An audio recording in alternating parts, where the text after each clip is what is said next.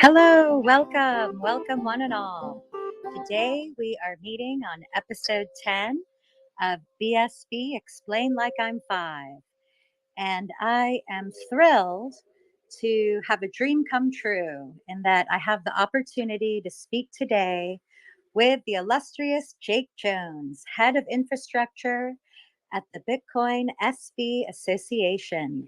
He's the leader of Teranode development and many other super exciting projects in the world of innovation today. So, welcome, Jake, to be here with me. How are you?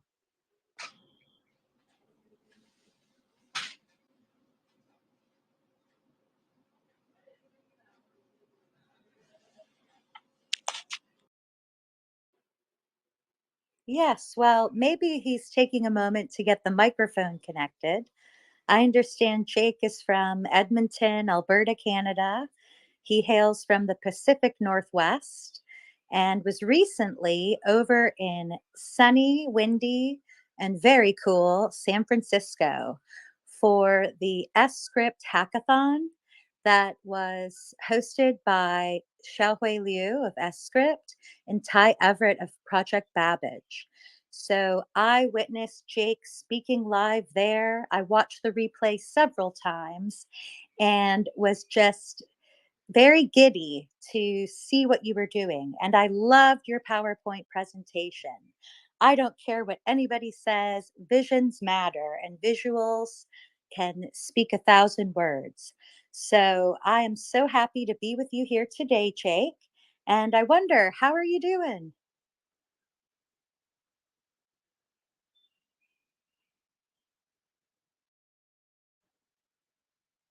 Well, please feel free to just jump in and riff with me as soon as your microphone is enabled, okay?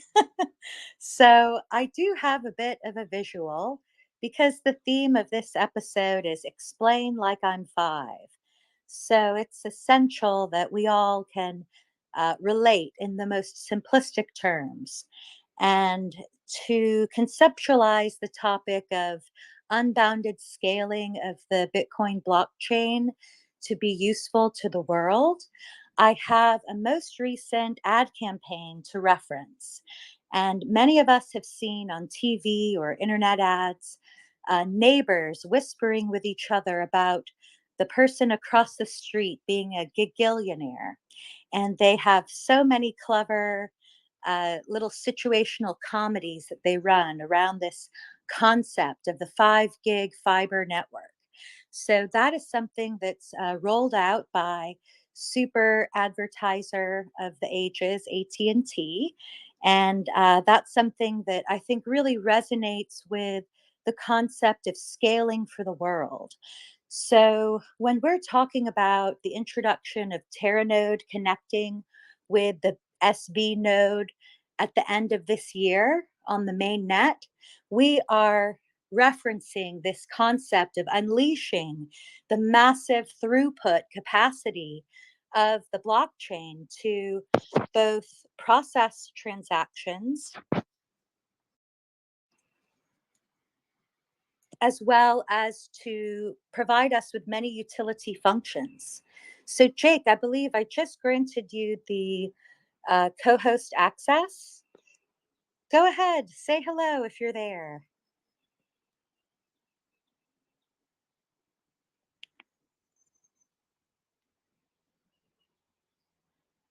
Well, actually, I can't hear anything. Does anyone else hear Jake speaking? Is it just me?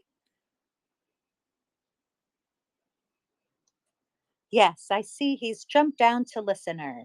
So, welcome back up, and we can make you the speaker, Jake. To go on a bit about my thank you, Ray. You cannot hear Jake. So let's see. How about here? Let me hit request. So I'm taking a risk here. I don't know who this is, but I'm going to say yes. Hello, are you there? The Bitcoin and Jake. Yes. Fabulous. Jake can now speak. So please go ahead, Jake. say hello when you're ready. In the meantime, I see the Bitcoin broadcast is here. So please feel free to say hello, the Bitcoin broadcast. Hello, friends. Thanks for doing the effort towards educating us with Teranode. I have a question, if I may. Yes, what's your question? Would the Bitcoin Association would they consider removing the current BSV license and changing it to MIT? Thank you for the question. Well, that is something that you have posted publicly. So we can look forward to any kind of follow up that the Bitcoin SV Association has if they so choose to respond to your question. But thank you for that. It's very interesting. And I know Jake is down as the listener again. So I will riff on y'all. No worries. I had seen Jake give a presentation, and this was, I believe, several years ago. And then I saw him at the London Blockchain Conference last May. It's almost a year ago. And it was super exciting to see him giving the speech, talking about how this is empowering all. Oh, Jake, you're there. Welcome. Can you hear me now? Yes, I can hear you now. Oh, thank goodness. Okay. Sorry about that. That was interesting.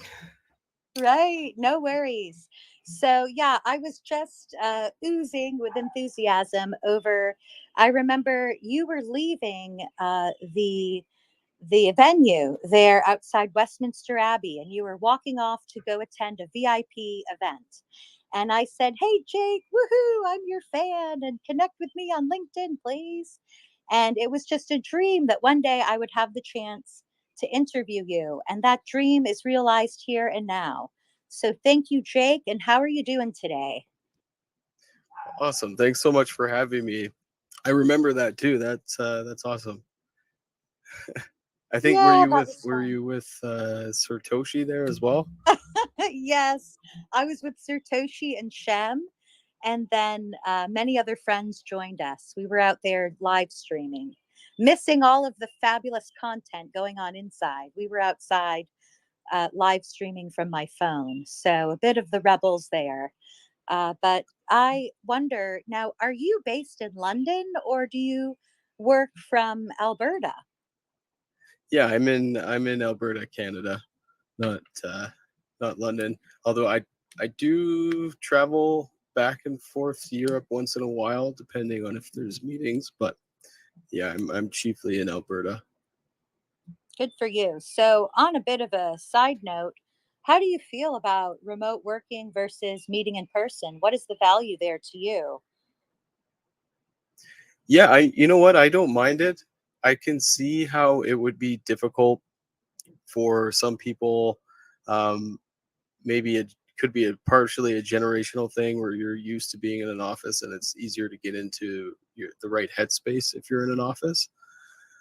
Um, but I don't mind it. I'm also a fairly introverted person, so I'm good being on my own. Whereas extroverts probably would go a bit stir crazy, like my wife, for example. She had a bit of a tough time working from home when she was doing it. But yeah, my in my opinion, I like it. Great. Well, you definitely are doing a great job there with Teranode. And that is with one R, right? Teranode, Teranode.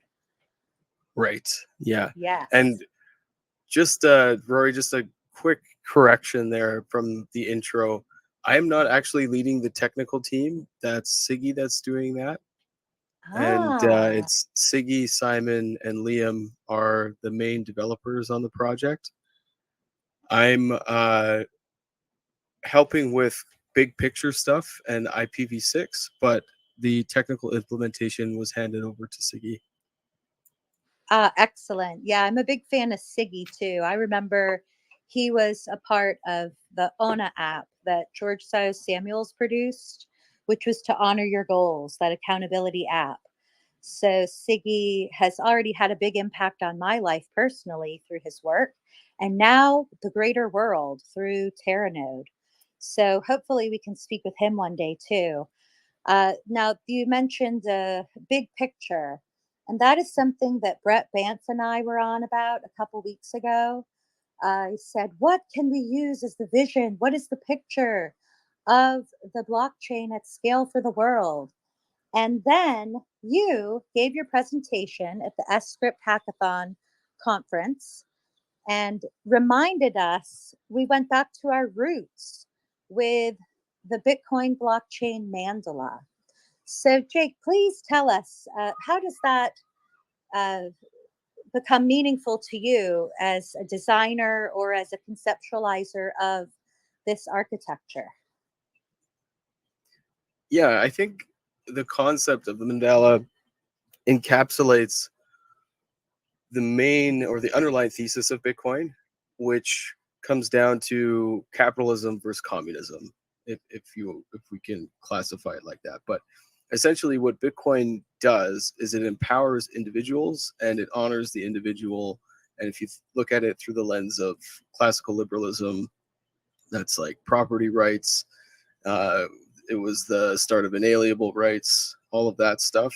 So we want to empower individuals to make their own decisions without having to go through trusted third parties or consult other entities. They can just interact directly with each other. And the blockchain provides a time stamping mechanism for them to prove that they actually had that interaction or they own the things that they say they own. Yes, and that circular structure where there is the Teranode at the center and it's pushing out the processes of like wheels spinning all along towards the edges. So a lot of the functionality is happening all over this great big space, but it's also like has a throughput or a flow to it as a system. So, what are some of the actual use cases? I mean, are we there yet? Can we get to the point of how can people nowadays relate this to business or to academia or to government and different sectors? Yeah, I mean it's applicable and it will be applicable to pretty much everything. The underlying technology is micropayments or microtransactions. And so Bitcoin and really blockchain as a whole, what differentiates blockchain from all of the other technology that we currently have is the ability to do low cost microtransactions, which is something that we've never been able to do before. So based on that, you can do so many different things. If you can have high frequency interactions between people directly without having to go through intermediaries or having to have trusted third parties sign off on things, that provides the basis for setting up things like identity trees.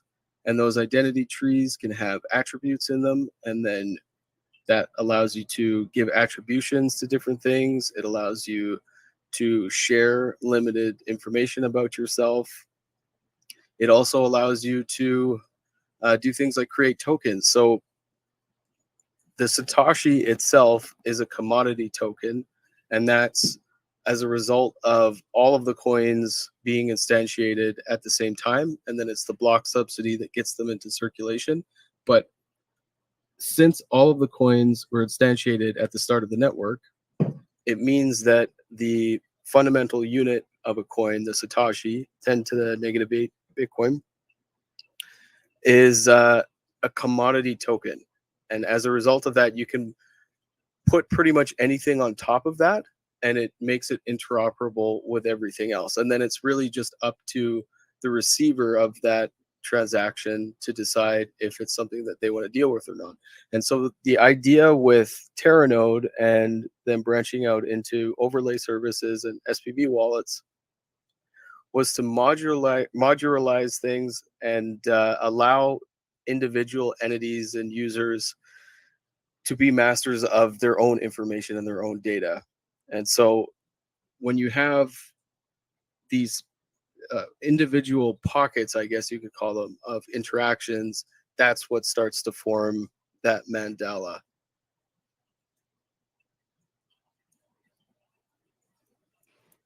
Thank you. There's a lot there. And I am hosting an art competition. I'm calling out One Love and Ray and Diddy and Ruth and all of the artists, maybe Magenta or Magenta, and the other artists that are in the space and even outside of the Bitcoin SV ecosystem to join us in this art project where we all will create through painting or mixed media our vision of the blockchain mandala. And this can also hone in on the wonderful nature of Merkle trees and the subtrees that you had expounded on in your speech. So I believe that this is related to what you just said. Is that right, Jake? Where it's the Satoshi has that ability to have creativity put upon it, whether it be data that is used in academic journals, or it be an art piece, or a coupon, or a ticket to an event. There is just a huge universe of creativity that we can put on the Satoshi itself. Is that right? Yeah, for the most part, it's the Satoshi is a fungible commodity token, and it's the information that you put around it or on top of it, such as the transaction type, for example, that gives it meaning and turns it into information from just basic data. And as a result of that, you have interoperability between pretty much everything that's using it, and there's really limitless things that you can do with it. Mm. Well, thank you. So it's really up to the entrepreneurs that join the space, the developers like Siggy and the leaders like yourself that join in, all hands on deck, and build. And what we create with it is still yet to be seen. Now, I had wanted to hone in on the so called brass tacks of things in terms of scale. So we have covered before the differences in scale. Now, the popular concept of Bitcoin, when people use the word Bitcoin, they relate that to something that is called BTC. And that is something that people are engaged in a kind of speculative gambling on. And that is something quite different because the utility there is only to 7 transactions per 10 minutes, I believe, is what their current scale is at. Whereas with the Bitcoin blockchain, which we know as BSV, it has the scale of, I believe, 5,000 transactions per second. Is that correct, Jake? Sorry, repeat that last part again, Rory. That the BSV node, the SV node currently can run 5,000 transactions per second. Is that correct? Yes, yeah, and that's on average. I mean, you could optimize it and throw bigger machines at it to get it higher than that, but it is limited in what it can do. Yeah. And your team and your fellows, your goal for the end of this year is sustained 1 million transactions per second. Is that right? Correct. Yeah. Okay. Actually, Wow. it's to have an alpha version, well, maybe not alpha, but pre-alpha listening node on mainnet by the end of the year, and then hopefully an alpha release following that. Yes. And this is enabling micropayments.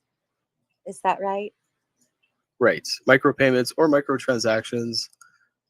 Payments Mm. kind of narrows the scope of things. So I would say, yes, that's definitely the thing that people think of the most, but microtransactions, because it encompasses anything that you can do. You can interact with people in many different ways. It doesn't have to be simply financially. You can interact with machines too. Machines can talk to each other. So microtransactions. Great. Okay, good semantic point.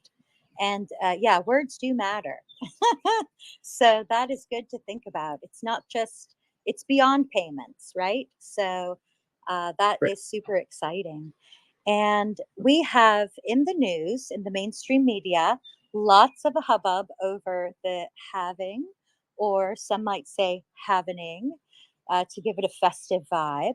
But this is the moment where the subsidy, the miner reward for mining the blocks, will be cut in half. And this is changing the incentive structure of the system as the subsidy decreases. So possibly it could just die out if there's nothing else going on in the system to replace that incentive. And we can see many pundits and crypto experts on the media speaking with our friends and family all around the world, telling them, number go up, just hold this and the price will rise. Woohoo! And there is no consideration for the longevity of the system. They have honed in on a corner of the page that says, oh, because the supply is lower, the price will go up. But they're not looking at the actual entire animal. They've got maybe the ear of the elephant and they don't see the tusks. So tell us, Jake, what is it? What is the vision for the continued longevity of the system with Teranode? How does Teranode impact the longevity of Bitcoin, blockchain, mandala? Yeah, it goes back to what I was talking about earlier with microtransactions being the main focus of any blockchain system. And so if you look at crypto chains like BTC, they've destroyed the incentive scheme, as you mentioned, and now we have the halving or the halvening coming up, which is going to turn the reward into, I think, 3.125 BTC per block or something like that. But yeah, I think mainly what they miss is the fact that there's no differentiating advantage of using a BTC or an Ethereum or anything else like that, because we already have technologies that do everything that they do way better. It doesn't add any sort of an advantage to just stick things onto a blockchain. The whole point you're using a blockchain is to replace trusted third parties and replace intermediaries, because the function that they're performing it very inefficiently. And so if you want to increase efficiency, you want to reduce the distance that information has to travel as much as possible. And the best way to do that is to have people talk directly to each other, or have entities talk directly to each other. And the only way you can facilitate that is if you have some kind of proof of interaction or some kind of mechanism that the parties agree on to use to prove that what happened or what took place actually took place. And so by having that timestamping mechanism on the global public blockchain, you get the replacement of those entities. And that's really what Teranode is promoting. So all of this stuff comes back to enabling small casual payments, which is another way of saying micropayments, which, if we want to generalize it, we're talking about microtransactions. And that's where Teranode comes in to start moving things in that direction. And so the concept of the mandala, as we were talking about earlier, is to allow these different pockets of the network to start to take shape. And then you have them all forming and talking to each other and ultimately time-stamping their transactions onto the main chain. But to do that, you need scale, obviously, and to unlock the scaling, you need to modularize the system so that you can have specialization. And you need specialization because once you get to the really high numbers of transactions, which are necessary again for microtransactions to make sense, to be viable, you need lots and lots of them if you're paying a small fee to use them. to get all of that stuff in the same place, or to get all of that stuff in place, you need to have access to resources, obviously. And so I'm kind of going in circles here, but the point that I hopefully is coming across is all these different pieces and functions of the system work together. And so since the network has now been bootstrapped, it isn't quite fully bootstrapped because we need to get to the point where fees are providing a lot more of the block reward than the subsidy. But all of these things create, it's almost like a tension, and that's driven by the economic incentives of the system. And what we're doing with Teranode by modularizing things and allowing people to use those specific parts where it makes the most sense and where they have access to resources that are required to run those parts, and then using things like overlay services to extend the functionality of nodes. All of that stuff is part of that underlying aim to provide microtransactions and really push the competitive edge of blockchain. It's super exciting. And would you say this is something new, or is this still at its essence Bitcoin? I would say that this is Bitcoin. I would Okay. argue that this is fundamentally what Bitcoin is all about. It's right in the white paper, small casual payments. This is what the system was designed for, because it's the only thing that differentiates it from all of the existing technologies that we already have that do most of the blockchain stuff way better. That's why you're seeing 7 transactions a second on BTC, and you're seeing crazy high fees on all of these crypto chains, or things are crashing like in Solana's case, because you don't have that differentiator as the main focus. You're not trying to maximize transaction fees by maximizing microtransactions. It's a wonderful opportunity for all of us in the world. Now, I wonder if you could answer a question for me. Explain like I'm 5 about horizontal scaling. I have in my mind this image that you're just adding on more machines side by side by side. Is that totally wrong?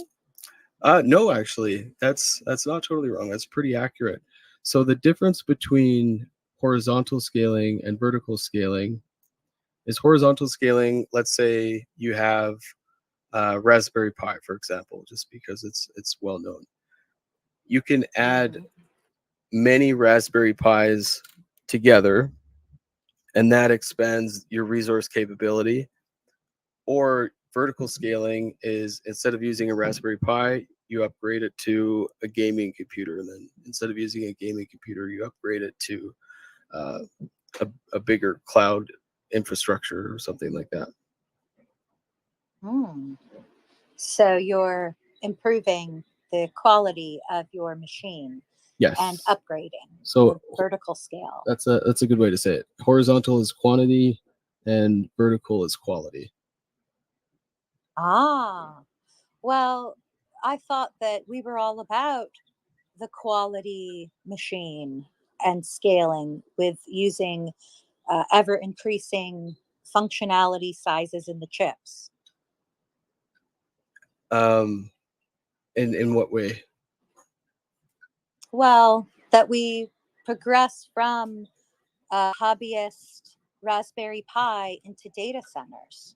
Yes. Yeah. No, don't conflate those two things. Maybe Raspberry Pi wasn't the best example to give, but it's in data centers, for example, like most of the cloud providers, they don't use top of the line equipment for all of their cloud hosting because it's really expensive. So in order to horizontally scale out their systems, they use basic baseline commodity grade equipment, and they just replace it whenever it dies or goes bad. They have redundancy in place, and if they need to expand their resources, they just add more of the same resource, versus investing in more expensive but more capable individual boxes or computers. Right. And you are saying that it's better and it's more. So we're scaling with higher quality machines as well as adding on many more to scale for the world. Is that correct? Um, kind of. It's less about, like, I mean, there's certain walls that you hit that you have to upgrade your system in order to get over those. And there's a particular component within Teranode right now, the block construction, our block assembly piece, which requires Mhm. a very large CPU or very large system because it's still kind of monolithic. You can't split up the work and parallelize it very well yet.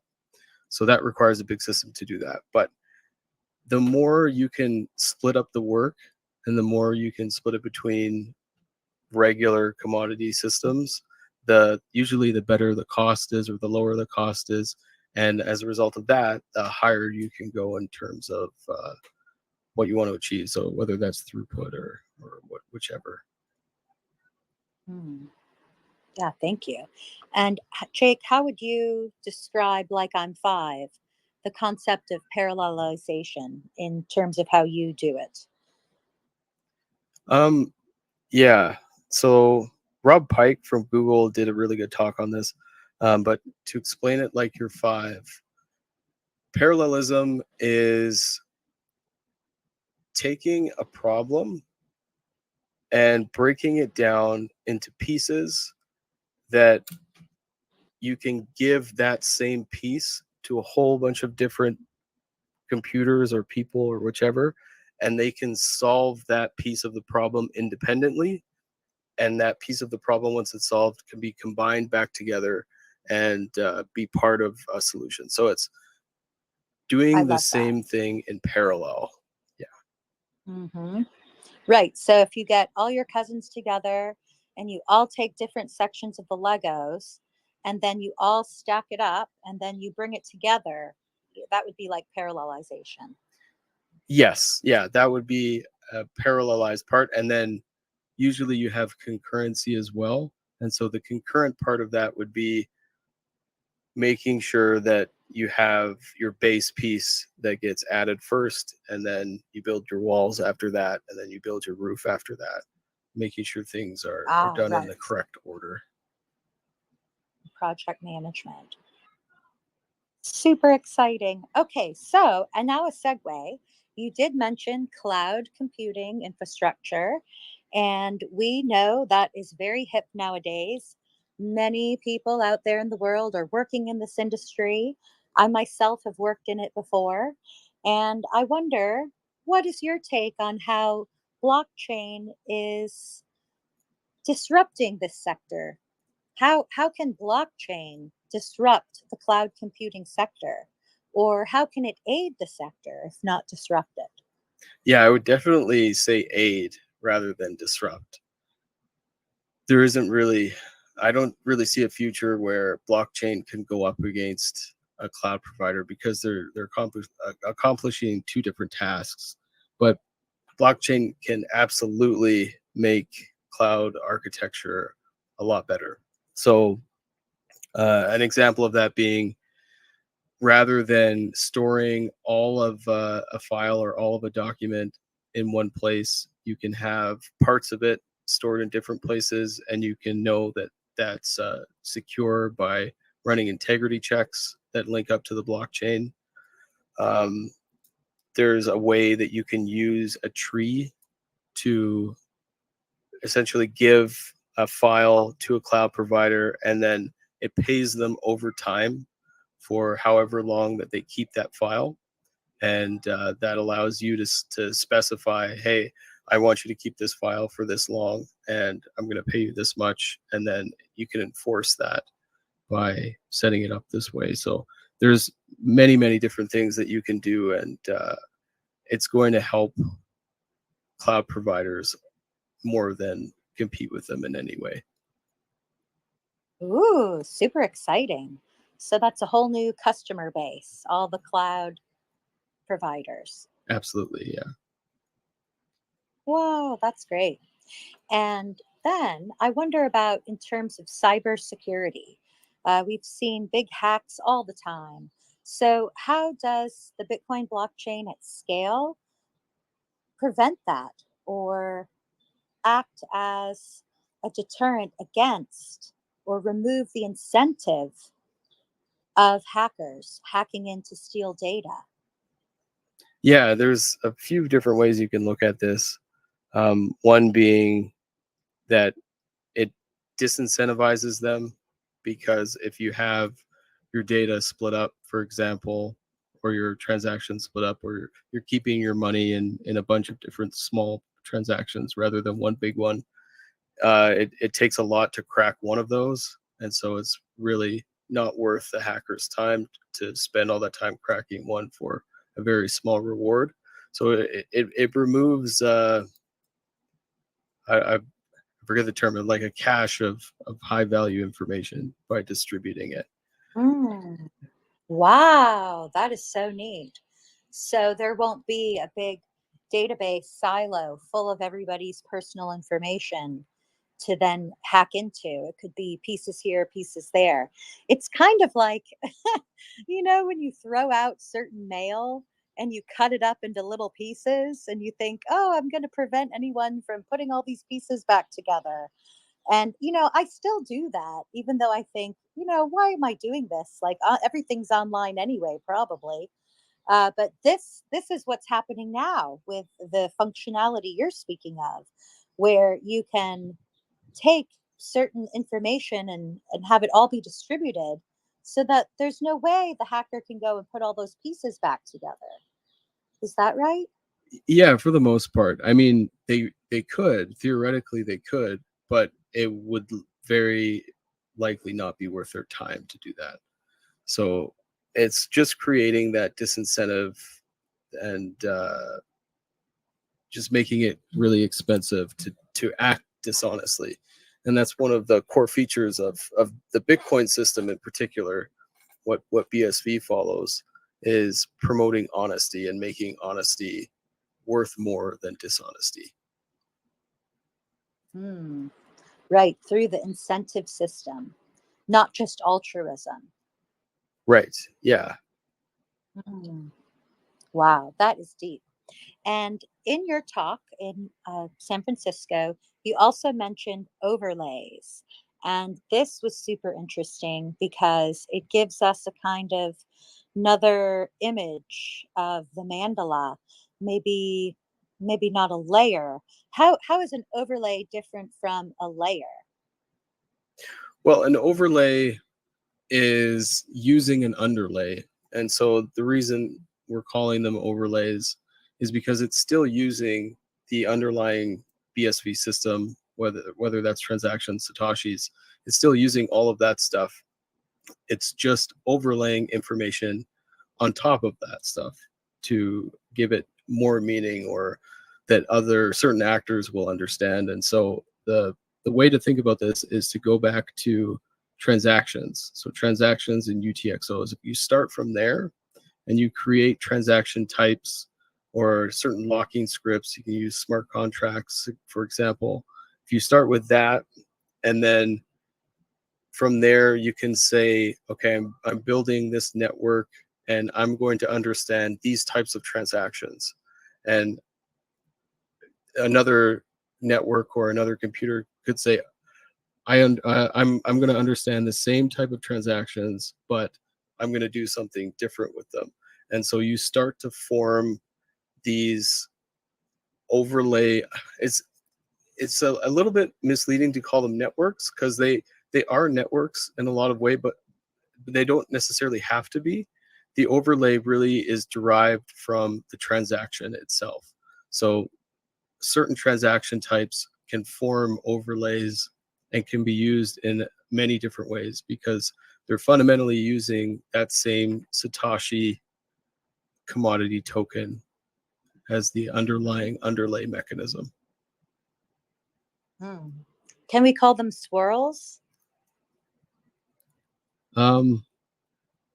Sure. Yeah, I'm not sure. So what I'm thinking is that it's like a swirling motion.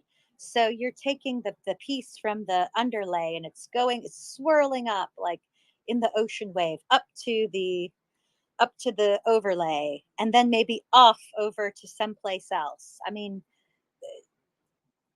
does that make sense? Yeah, sure.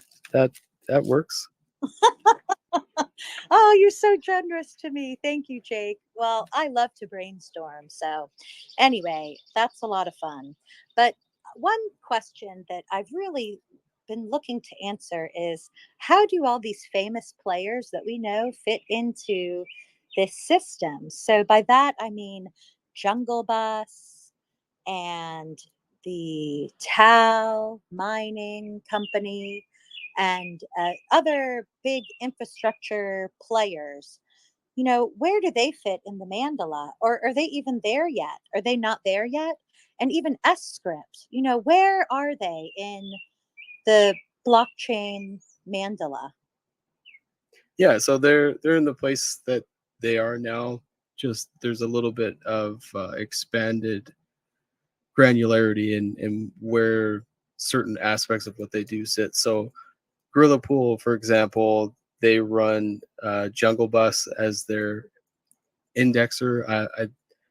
I'd prefer to call it a virtual table than an indexer, but I think that's the general understanding. Is it filters transactions and provides different views on them. But that part of it. So Jungle Bus would live in an overlay, but Gorilla Pool's mining operations, that would still be living in the same place, and they'd be running Teranode, which the aim with Teranode obviously is to make it cheaper and more efficient for nodes to timestamp and add blocks to the chain. And then they just move all of the extra functionality that they're doing now into overlay services, just a step down, or maybe even adjacent if those services are directly helping with mining. An example of that would be the Merkle service, which is deriving Merkle paths to provide for SPV. So that would be an adjacent service that's running kind of at the same level as nodes, but in a more specialized function, and it can operate on its own. So it's not actually part of the Teranode cluster, it would be adjacent to it. I love that. Thank you. And that made me think of a hi-hat on a drum kit where you have the cymbals up top and the cymbals down low. And then you can play a song with all of them. So that's just the vision it brought to mind. Now, what about S script? Where is that in this whole system? S script would be in SPV wallets and overlays again. So the majority of what S script does with their smart contracts, that would likely be part of wallet infrastructure. I mean, an application would probably have both overlay services and some kind of a wallet implementation that speaks with their overlay service, or at the very least, a specific transaction type that is supported by other more generalized wallets. And script would live in where it does now, in the locking scripts of transactions. So that's not necessarily on the underlay or the overlay. No, well, it's in the yeah, flow, it's the just throughput. in transactions, I guess. Yeah. Right. But I mean, you could Cool. say that it's part of the overlay, just if you have a specific transaction type or a specific smart contract that only certain overlays understand. And I guess I should clarify this. So you can have a transaction that's a specific transaction type, and as long as it's a valid transaction, the nodes will understand it and they'll mine it and timestamp it. But if you want to get the value out of it, you submit it to the overlay service first, and the overlay service then understands what it is and does what it needs to do with it, and can forward it on to the main chain for you for timestamping, and then it would receive the Merkle path and provide the Merkle path back to you. Yes, and I heard you mention blessing transactions. So that's a really cool concept and way to phrase it. But it sounds like with Teranode, everything going on is being looked at. There's awareness there of everything happening. So that way, by the time it happens, it's already been thoroughly checked. It can just be approved. Right.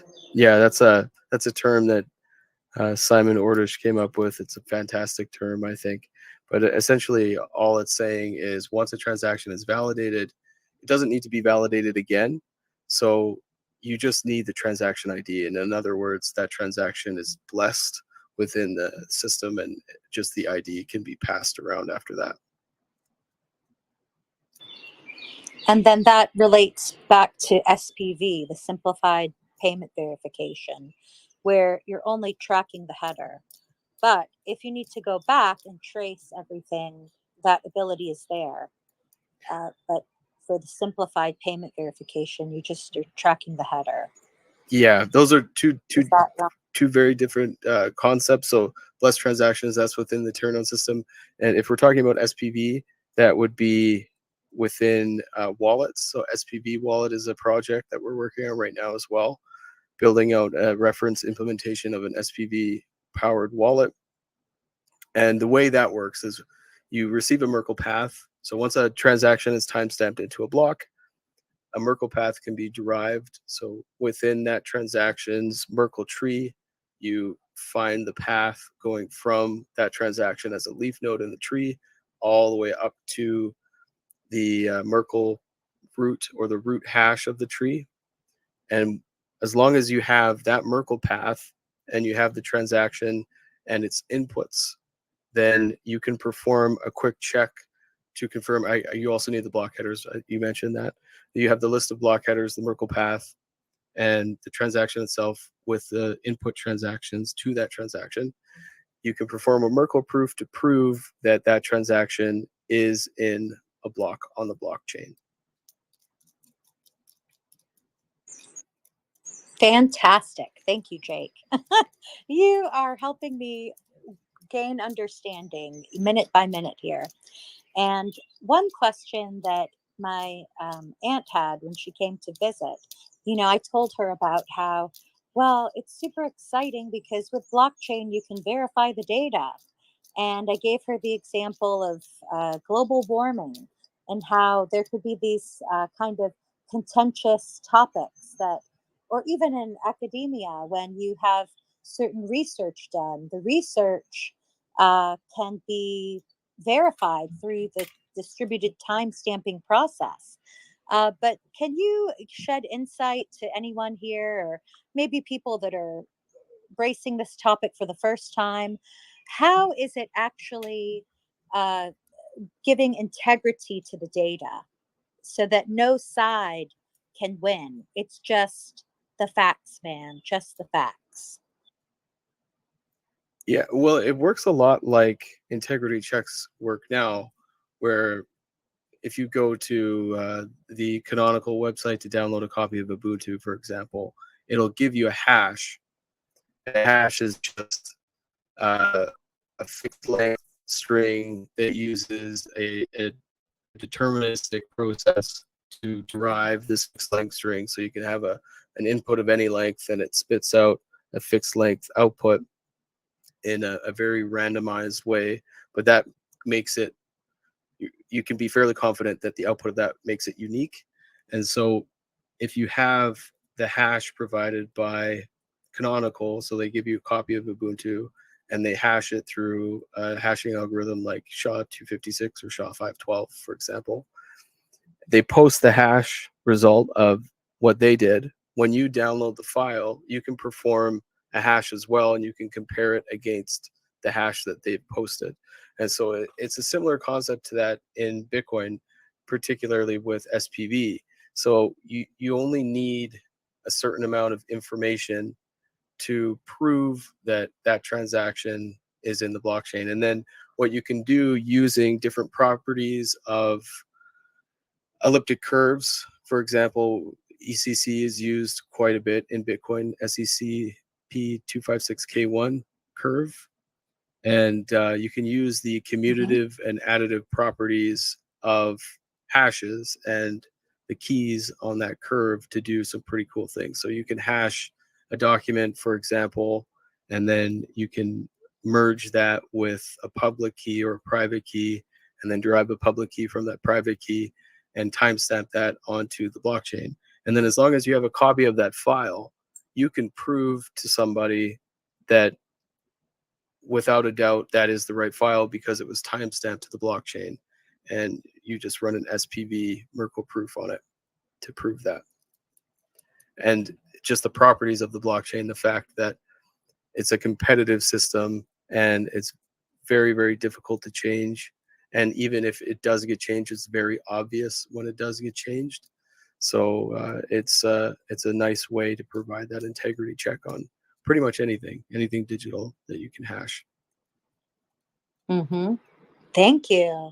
Yeah, and there's some beautiful content there that is definitely relevant for anyone in IT, which is a majority of people nowadays. There's so many developers out there. So where would you direct them to learn more about this? I would definitely start with BSV Academy. They have a ton of great course content, and they're always working on new content. After that, I would say you can check out the BSV GitHub, and there's some documentation. The new library that's just been released is fantastic. That was we got help from Project Babbage on that, and they're putting together some great tutorials and learning material to help developers figure out how to use the library. Yeah, and then I would say come to the conferences, come to the London Blockchain Conference, meet people, reach out to people. Those few things. Yeah. Thank you. Yeah, that's cool about the GitHub. I'll have to ask Ray about that. She always teaches me more about GitHub. But yeah, that's great for all the developers out there who are interested in learning more. You can go there to the BSV Academy and take the online courses, get certified there. And like Jake says, also check out the GitHub. So again, how do they find that particular GitHub? It's just Bitcoin-SV on GitHub.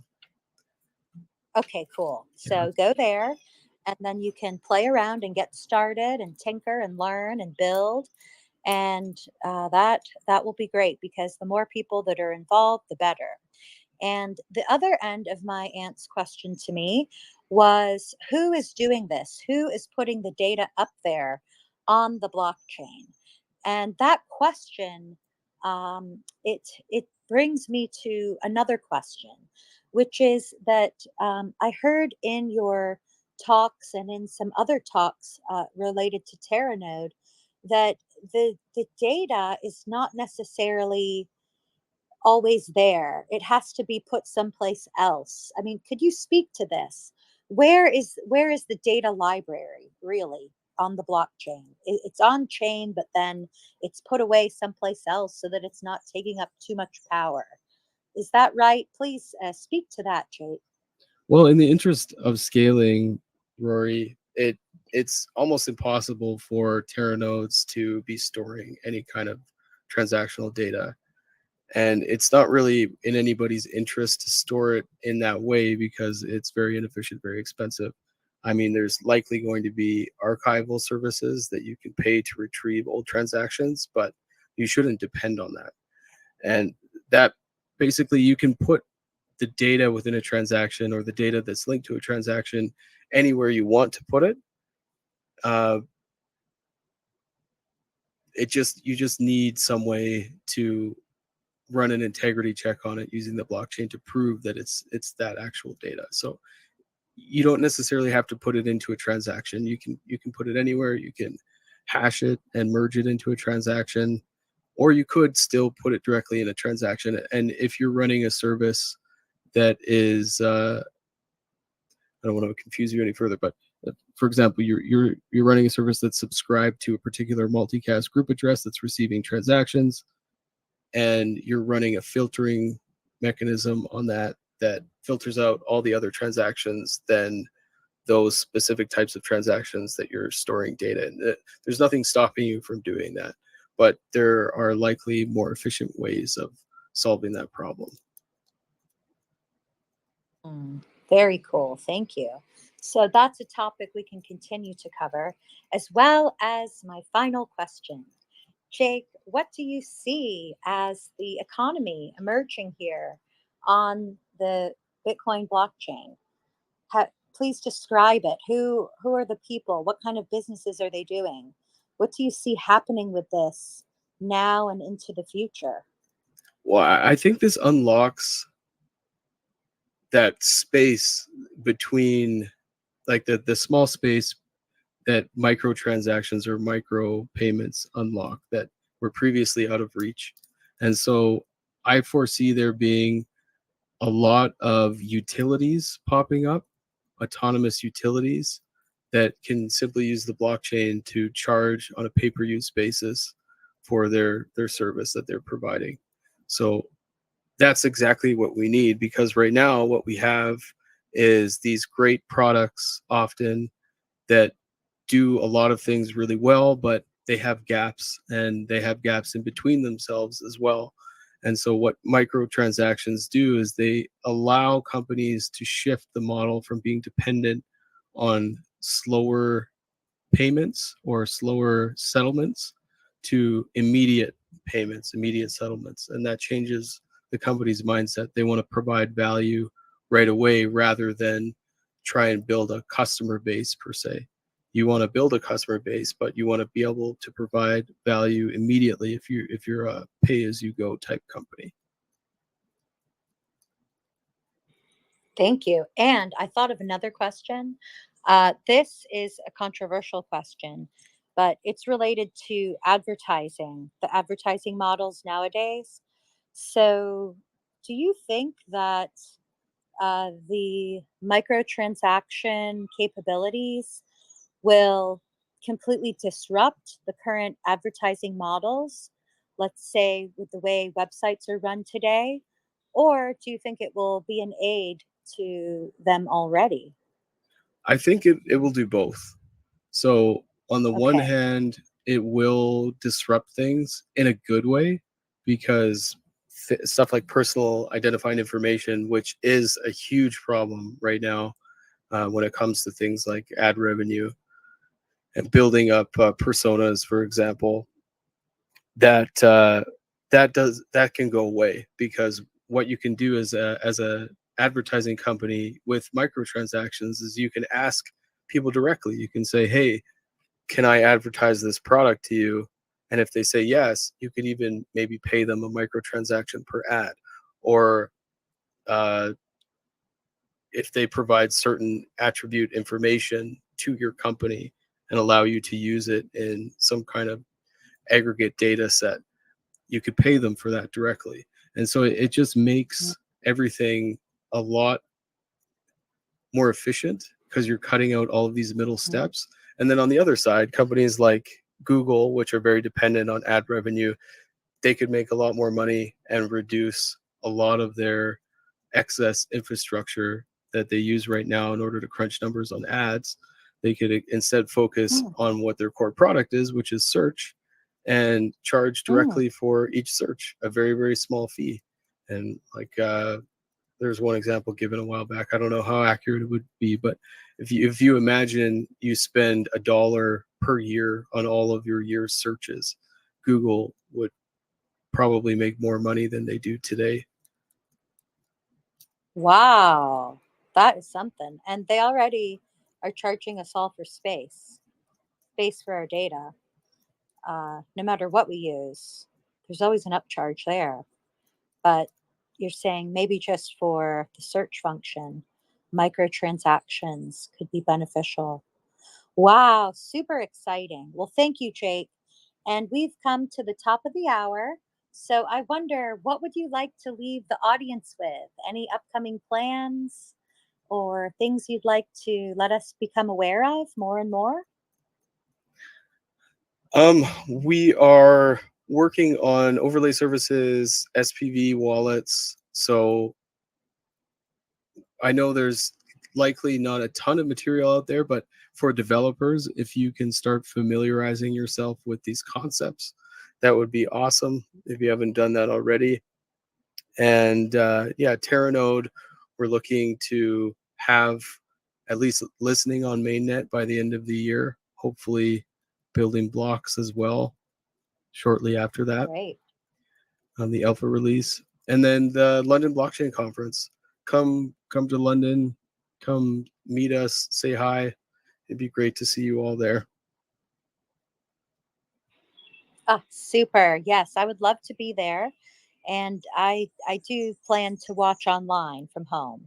So I will be cheering you on and sharing out this exciting news while you're there in London. But any of you listening, if you can be there, get there, because it's super fun to meet all these amazing people and to speak with them in person about what they're doing. And all we can do is something every day. So keep doing something, everyone. And Jake, I'm so glad to speak with you here. It's my honor to learn from you. And I hope that you found it beneficial too. And I hope we can continue the conversation. Absolutely. I appreciate it, Rory. It was a pleasure. Thank you so much. Yay! All right, y'all. We'll have a beautiful day from Marietta to Alberta. We love you. Goodbye. Bye, everyone. Thanks.